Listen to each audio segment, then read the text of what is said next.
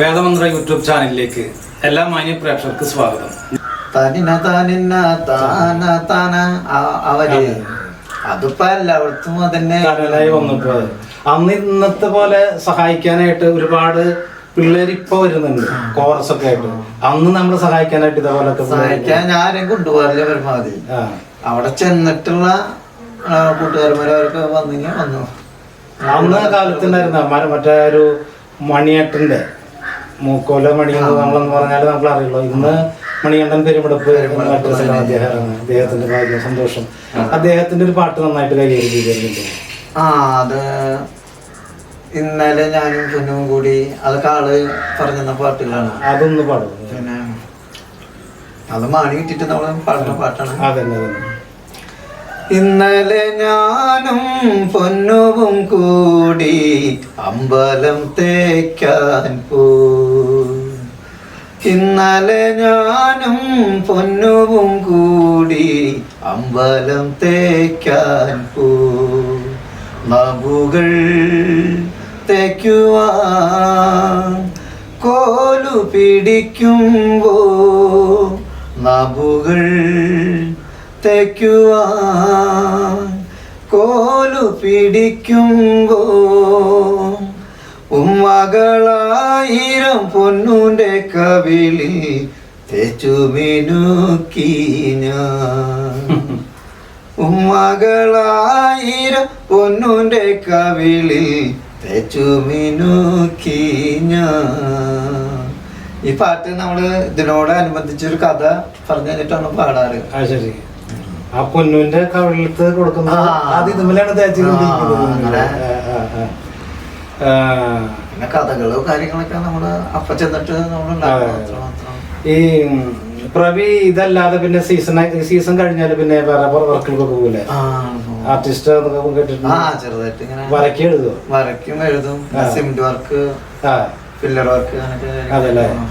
നമ്മള് കഴിഞ്ഞാൽ നമുക്ക് ജീവിക്കാൻ വേറെ മാർഗമുണ്ട്. അത് കഴിഞ്ഞു. ഇനിയിപ്പോ 2 ദിവസം കഴിഞ്ഞ ഒരു പരിപാടി ഉണ്ട്. അത് കഴിഞ്ഞ പിറ്റേ ദിവസം നമ്മള് വർക്കിന് കയറും.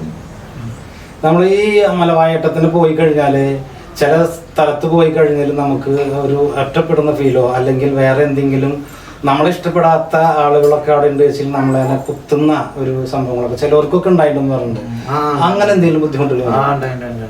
എന്താ ഞാന് ഒറ്റയ്ക്കാണ് പരമാവധിക്ക് പോവാറ്.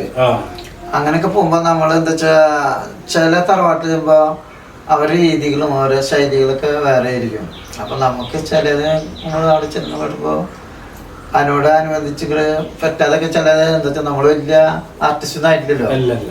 ആ ടൈമിൽ നമ്മൾ അവിടെ ചെന്ന് അവിടെ നിൽക്കുമ്പോ നമുക്കൊരു ചെറിയ ബുദ്ധിമുട്ടുകളും കാര്യങ്ങളൊക്കെ വരാറുണ്ട്.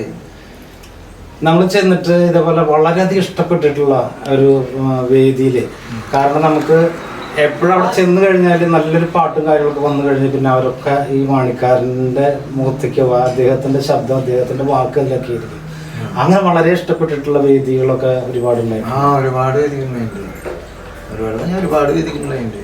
ഞാൻ ഇദ്ദേഹത്തിനെ കാണുമ്പോ മണിയേട്ടന് വേറെ പാട്ടുണ്ട്, ഉമ്മയും തരം മറ്റേ കുട്ടീനെ ഓർക്കുന്നത് ഒരു പാട്ട് ഇല്ലേ,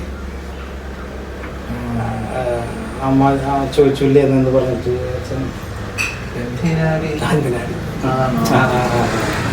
അതൊന്ന് മറന്നിട്ടില്ല.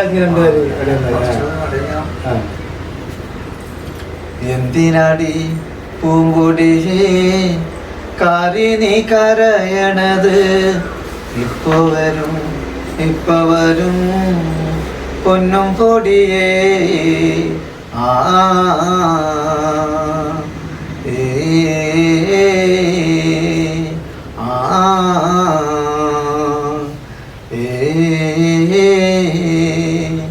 കൈമേലും കാലുമേലും പൊന്നു തരാനില്ലെങ്കിലും എന്നെ പോലെ നോക്കില്ലടി പൊന്നും പൊടിയേ. അങ്ങനെ കൊറൊക്കെ മറന്നു. അന്നത്തൊക്കെ ഒരു വിധം എല്ലാ മറ്റേ തിറക്കിലും പാടിയിരുന്ന ഒരു ഇതാണ്. പാട്ടിനൊക്കെ നല്ലൊരു മാർക്കറ്റുണ്ടായിരുന്നു. അന്ന് മണിയേട്ടന്റെ പാട്ടുകളെ കൂടുതൽ ഞാൻ പറയുന്ന ആളേക്ക് പറഞ്ഞു തരാനുള്ള പാട്ടുകൾ. നമ്മള് അതേപോലെ തന്നെ ഈ മറ്റേ നഞ്ചി നായാട്ടിനെ കാട്ടി മുന്നേ ഒക്കെ തറക്കിൽ ഈ മൂക്കഞ്ചാത്തൻ്റെയാണ് അധികാരം, മാണിക്കാരനാണ് അധികാരം. അപ്പൊ അതങ്ങനെ നമ്മൾ ചെയ്യുന്ന സമയത്ത് ഇതുപോലെ ഈ ആടുന്ന ആളുകളിൽ നിന്ന് അവരുടെയായിട്ടൊക്കെ നല്ല സ്നേഹത്തിൽ തന്നെ നമ്മൾക്ക് അവരുടെ വീട്ടുകാരൊക്കെ ഉണ്ടാകാം. അങ്ങനെ വേറെ ഒന്നും ഉണ്ടായിട്ടില്ല. ചിലരെ ആട്ടങ്ങള് വ്യത്യസ്തങ്ങളുണ്ടാവും. എന്നുവെച്ചാൽ അവര് ചിലര് സാധാരണ കളിച്ചു വരുന്ന ചിലര് കളിക്കും,